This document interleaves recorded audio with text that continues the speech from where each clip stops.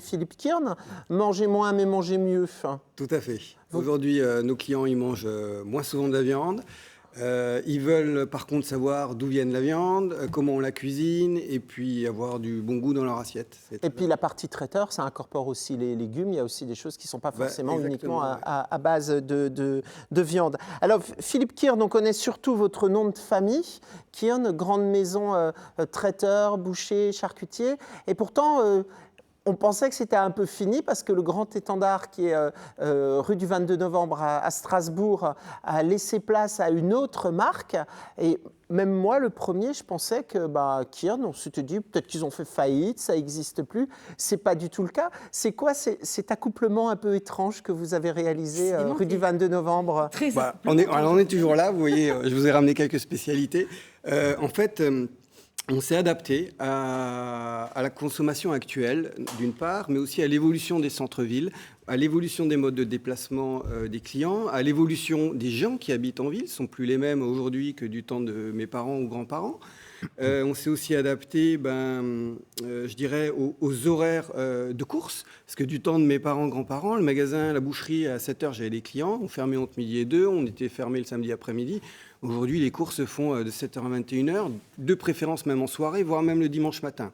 Ouais, donc on a souhaité créer, je dirais, un espace qui permette d'apporter plus de services à notre clientèle, tout en conservant bien sûr l'esprit de la maison et le cœur de notre métier qui est boucher-charcutier. Alors Kearn, c'était quand même pour beaucoup de personnes un peu le haut de gamme au niveau du traiteur charcuterie et boucherie. Vous êtes associé à une grande enseigne nationale qui n'est pas vraiment dans cette optique-là. Le but, c'était quoi? C'était que l'enseigne profite de votre savoir-faire et de cette qualité supérieure et que vous profitiez de ses moyens de distribution, de son amplitude horaire et du côté marketing. C'était quoi?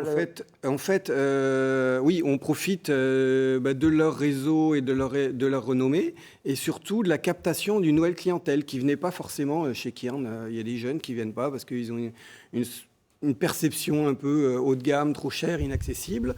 Donc ça, c'est ce côté-là. Et puis nous, ça nous permet de renouveler notre clientèle et de leur offrir en fait la qualité de nos produits, parce que ça reste notre viande, ça reste notre production de charcuterie. Rien n'a changé à ce niveau-là. Ça veut dire que l'enseigne qui porte le nom d'un croisement où il y a des feux, c'est une enseigne qui distribue vos produits. C'est pas des produits de leur marque générique ou genre de choses. On va retrouver du Kearn à l'intérieur. Voilà, exactement. Vous allez retrouver tout un espace de Kearn avec nos équipes, nos professionnels et nos produits. Et surtout votre boucher. Enfin, moi, j'étais encore récemment et du coup, c'était agréable d'avoir pouvoir aller chez un boucher en hypercentre et d'avoir du choix. Tout à fait. Ouais. Alors ça reste. Mais en même temps, les Alsaciens, ils ont peut-être aussi... on nous a fait le coup une fois il y a quelques années. Alors, vous êtes associé avec Carrefour, mais il y a quelques années, on a eu nos ronds-points, enseigne Coop, ils se sont associés avec Leclerc. Puis quelques années après, c'était Leclerc, et puis il n'y avait plus de Coop. Alors peut-être que là aussi, les gens se disent, ils nous font le même coup, ils sont absorbés, les autres nous disent, ah, on est gentil, on va distribuer les produits Kearn, puis après, ce sera plus ça. Là, vous avez des garanties, vous, derrière. Oui, parce qu'en fait, on est indépendant. C'est moi qui exploite la franchise, qui suis propriétaire de la franchise, donc on est complètement indépendant. On gère notre assortiment, on peut intégrer ce qu'on est en train de faire aujourd'hui, des producteurs alsaciens et régionaux. On va même rajouter un espace dédié à l'artisanat strasbourgeois avec des partenariats avec des cavistes, fromagers, ou voire même un chocolatier strasbourgeois pour compléter notre espace traditionnel, je dirais. Mais en plus de ça, on bénéficie de l'assortiment de produits de consommation courante. Parce qu'aujourd'hui, où ce qu'on achète son papier de toilette, alors plutôt que d'aller dans 2 endroits différents, on a tout sur place. À la fois l'artisan et à la fois les produits de consommation. Et pourquoi avoir voulu changer? Parce qu'on le voit quand même tous, les commerces du centre-ville sont en pleine mutation. Il y a beaucoup de locaux vides, même dans des axes très très fréquentés, ce qui n'existait pas. On le voit avec Marie-Elisabeth aussi à Mulhouse, il y a un turnover absolument incroyable. C'est-à-dire que la consommation en centre-ville change. Est-ce qu'il y a encore beaucoup de familles qui viennent acheter leur viande du dimanche, ou est-ce qu'on a de plus en plus de jeunes, de touristes qui sont de passage et qui vont vers le grignotage et les petites choses? Alors, nous, on s'est repositionné justement parce qu'il y a de plus en plus de personnes isolées qui habitent en centre-ville, donc une personne, deux personnes, plus forcément de grandes familles. Il y a de plus en plus de jeunes et d'étudiants. Il y a des Airbnb aussi et du tourisme qui fait qu'aujourd'hui, il y a une nouvelle clientèle au centre-ville.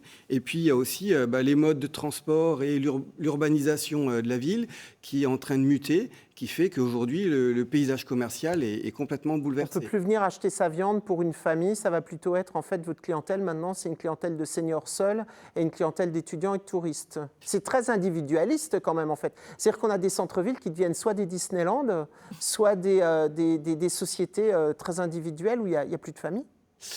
Je pense qu'on est entre deux mondes et qu'il y a un ancien monde issu des 30 Glorieuses où on venait faire ses courses en voiture en ville, on allait au Galeries Lafayette, on allait chez Kiern, on allait chez le pâtissier, etc. Et on repartait avec ses produits.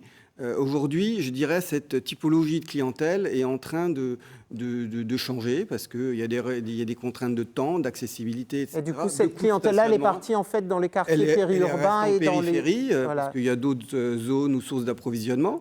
Et aujourd'hui, il y a une nouvelle clientèle qui est en train de se créer en centre-ville.